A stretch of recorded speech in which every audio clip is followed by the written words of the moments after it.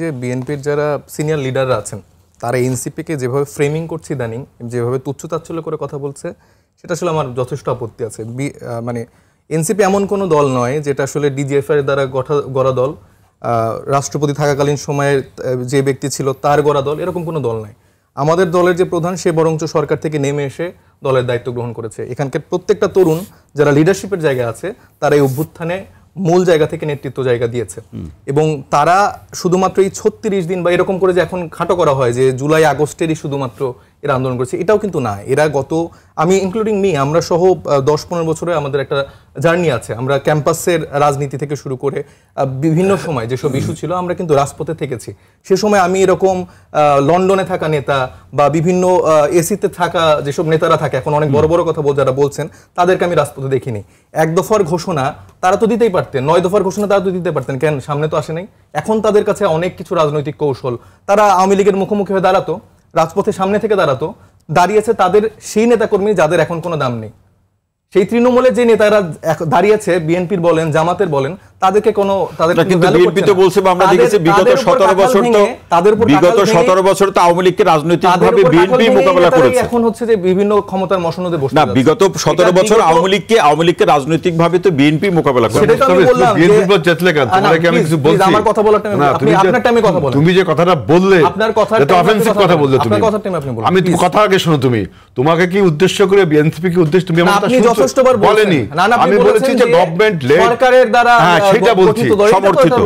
তার উত্তর তুমি যে সমস্ত কথা বলছো, আপনি কি জানেন যে আমাদের কতটা পরিশ্রম আছে? তোমাদের পরিশ্রম আমি তো অস্বীকার করছি না। প্রত্যেকটা নেতা কতটা পরিশ্রম করছে। তুমি যে কথাগুলো বললে যে লন্ডনে থাকা নেতা এসির মধ্যে থাকা, এটা কি তোমার বলার ঠিক হলো? আপনারা যারা বলছেন, আমি তো সেটা তোমাকে আমি বলছি না তোমার টাকা চুরি করেছো। আপনারা সম্মান করেন। আমরা কি বলছি তোমার টাকা চুরি করেছো? যারা আছেন শুনেন, তোমাদেরকে আমরা সাপোর্ট করি। এই সাদা পাথর ছেলেটা গায়েব হয়ে যায় আপনাদের নেতাকে গায়েব করছেন। ফালতু কথাবার্তা বলা যায়। আমরা কোনো ফালতু কথাবার্তা বলছি না। তুমি এসব কথা বলো কেন? আপনাকে পয়েন্ট, তুমি এসব কথা বলো কেন? আপনাকে পয়েন্ট দিয়ে বলতে পারবো যে বিএনপি করে থাকা কার্যক্রম কি। আমরা কি বলছি তাহলে আপনারা আমাদের জায়গাটাকে এরকম ছোট কেন করছেন? তোমাকে ছোট করলাম না তো। আপনারা তো করতে পারেন না। মুস্তাফিজ, তুমি আমরা 5 আগস্টের পরে এটাই দেখতে চেয়েছি। আরে ভাই, তোমাকে তো সাপোর্ট দিলাম আমি, এবং একে অপরকে সম্মানের রাজনীতি থাকবে। আমরা সেটা দিচ্ছি। আপনারা দিন দিন এই জায়গাটা নষ্ট করে ফেলেছেন। আপনারা তরুণদেরকে কোনোভাবে গ্রহণই করতে চাচ্ছেন না। ভাই তোমাদের গ্রহণ করলাম, বিধাই তো বললাম যে তোমাদের রাজনীতি দলটা ভালোই উঠলো। তোমরা বলছো কি এসি রুমে থাকা, না না, আপনারা এখন বলছেন 36 দিনের নেতা, এটাকে প্রসঙ্গ অমুক নেতা, এটা কি বলছি আমি? এটা তো বলা রিভিউ করো। আমি কি বলছি? মানুষগুলা জীবনের ঝুঁকি নিয়ে, আমি বলছি নাহিদ ইসলাম থেকে শুরু করে, আরে বাবা আমি কি বলেছি? আপনারা বিভিন্ন সময় আপনাদের, আমি তো প্রথমে বললাম যে কে বলছে বলো, আপনি সহ আপনাদের সিনিয়র নেতা কর্মী আছে, তুমি অনুষ্ঠানটা রিভিউ করো, এরকম দেখো আমি বলেছি এরকম বয়ান দিচ্ছে, আপনাকে আমি দেখাতে পারবো। আপনি টকশো শেষে আপনাকে ক্লিপ সহকারে আমি এটা দেখাবো। ঠিক আছে, আমি আপনি ক্লিপ সহকারে দেখাবো যে আপনাদের সিনিয়র নেতারা, আমরা ভদ্রতা কিন্তু একটা বিষয়। যে হেলাল ভাই আমরা শুনে আসি, দেখি শুনে আসি, আমি আপনার কাছে ফিরবো। সাহেব মুস্তাফিজের আলোচনা শেষে আমি আপনার কাছে ফিরবো। হেলাল ভাই, জি যেটা বলছিলাম যে ওনারা বারবার এরকম করে ট্যাগিং করা হয়, তারপরে 17 বছরের আমরা তো অবশ্যই সবসময় স্বীকার করছি এই অভ্যুত্থানের সময়ও বিএনপি, জামাত সহ সব দলই ছিল, কিন্তু নেতৃত্বের জায়গায় বৈষম্য বিরোধী ছাত্র আন্দোলনের ব্যানারটা ছিল। যে মানুষগুলো ছিল তাদেরকে তো প্রাপ্য সম্মানটা আমাদেরকে দিতে হবে। এই 1 বছরের মাথায় যদি তাদেরকে আমরা অস্বীকার করে ফেলি, তাদের ভেতরের একটা অংশের যখন একটা রাজনৈতিক দল গঠন করেছে, তারা তো একটা স্বপ্ন নিয়ে রাজনৈতিক দলটা গঠন করেছে। আমরা ক্ষমতা আসার জন্য রাজনীতি করছি না। আমরা বারবার বলছি আমরা মৌলিক সংস্কারের জায়গাটা আমরা নিশ্চিত করছি, কিন্তু আপনাদের বিরুদ্ধে অভিযোগ কিন্তু সেটাই যে আপনারা ক্ষমতায় আসতে চান। আর একটা দল যেন এরকম করে ক্ষমতায় না আসে। 3 জোটের রূপরেখার জায়গাটা আমরা ইতিহাস পড়েছি, আমরা 71-এর আগের ইতিহাসও পড়েছি। এটা নিয়ে আলাপ করতে গেলে অনেক বিস্তার আলাপ করতে হবে, কিন্তু পরবর্তীতে আমরা দেখেছি যে আসলে মানে উইনার্স টেকস অল এই নীতিতে আসলে আমাদের রাজনৈতিক দলগুলো 90-এর পরে চলে গেছে। আপনারা 111-টা কেমন কিভাবে আসলো? আমরা সে সময় তো দেখেছি যে 22 দিন একটা দল আবার ক্ষমতায় থাকতে চেয়েছে, পরে আবার সেখানকার প্রেসিডেন্ট দিয়ে তারপর আবার একটা 111 সরকার গঠন করা হলো। তো একবারে যে আমি ঢালাওভাবে এক পক্ষকে দোষ দিচ্ছি, আমার কোনো দোষ নেই।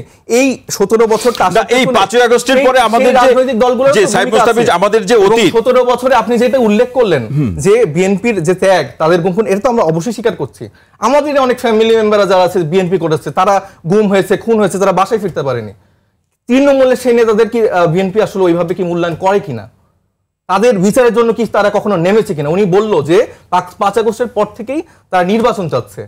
জাতীয় সরকারের রূপরেখা তো এখানে দেওয়া হয়েছিল, একটা বিপ্লব কেন প্রকৃতপক্ষে হলো না কেন তরুণরা যেভাবে জাতীয় সরকারের উপরে একটা বাস্তবায়ন হলো না কেন? তারেক জিয়া সাহেবের সাথে আমাদের মিটিং হয়েছে, উনি এটাতে আসলে আসতে স্বীকৃতি জানায়নি, তার মতো করে একটা ফরম্যাটে দিয়ে দিয়েছে, বলেছে 2 মাসের মধ্যে ইলেকশন করে দেন।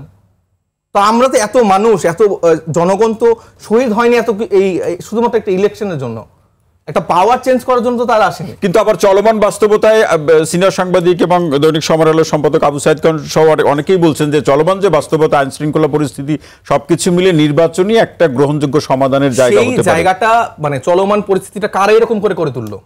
সিলেটের সাদা পাথর একদিনে নাই হয়ে যাচ্ছে কিভাবে? প্রত্যেকটা জায়গায় চাঁদাবাজি কারা করছে?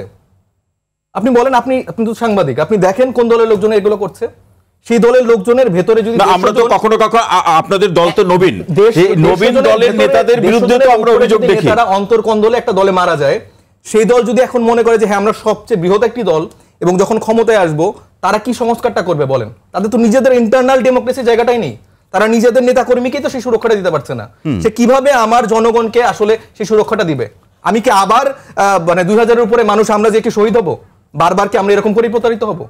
আমি একবারও বলছি না যে এনসিপি ক্ষমতায় যাওয়ার জন্য রাজনীতি করছে, একটা মৌলিক সংস্কারের জায়গাটা এনসিপি যে বেসিক জিনিস এটা এনশিওর হলে এটা তো আমি কারো কোনো ক্ষতি দেখছি না। আমি তো বলছি যে বিএনপি সর্ববৃহৎ দল, তাদের ক্ষমতা আসার সম্ভাবনা সবচেয়ে বেশি, তারা তো এই জায়গায় উদারতা দেখাবে তরুণদের সাথে নিয়ে। তারা নির্বাচনে আপনারা কি চান? আমরা তো বলছি যে আমরা মৌলিক সংস্কারের জায়গাটা নিশ্চিত হতে চাই। এটা হলে তো আমাদের তো এখন মৌলিক সংস্কার বলতে রাজনৈতিক দলগুলো বা জনগণ কি বুঝবে? জনপ্রশাসন দেখেন, পুলিশের জায়গা দেখেন, এগুলো তো প্রপার সংস্কার হয়নি।